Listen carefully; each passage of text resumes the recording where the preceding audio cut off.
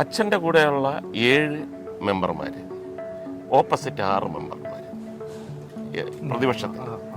ഒരാൾ അങ്ങോട്ട് പോയാൽ അദ്ദേഹം അതിൻ്റെ ലീഡർ പഞ്ചായത്ത് പ്രസിഡന്റ് ആവും. അയാൾ വലിയ കാശുകാരനാണ്.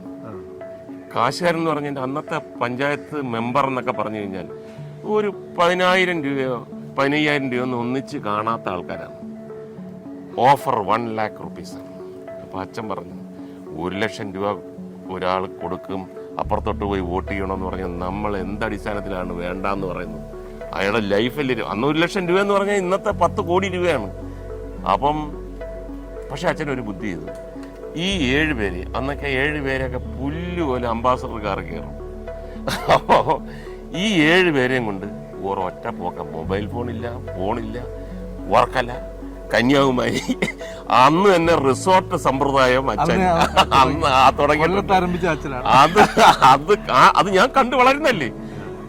പലരും എൻ്റെ അടുത്ത് ഇവിടെ പോയിടെ ഇതിന്റെ അച്ഛനും ആൾക്കാരും കൂടെ. അവർ നമുക്കെന്ന് പറഞ്ഞൂടാ.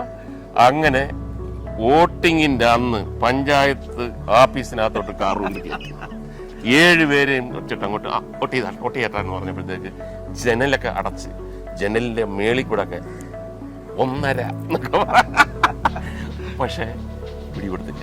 അങ്ങനെയാണ് 2ാമത്തെ പ്രാവശ്യം അച്ഛൻ പഞ്ചായത്ത് പ്രസിഡന്റ്. ഇങ്ങനെ രാഷ്ട്രീയമെല്ലാം നമ്മൾ കണ്ടോണ്ടിരിക്കുകയല്ലേ, നമുക്ക് അറിയാത്ത രാഷ്ട്രീയം കിട്ടുമോ?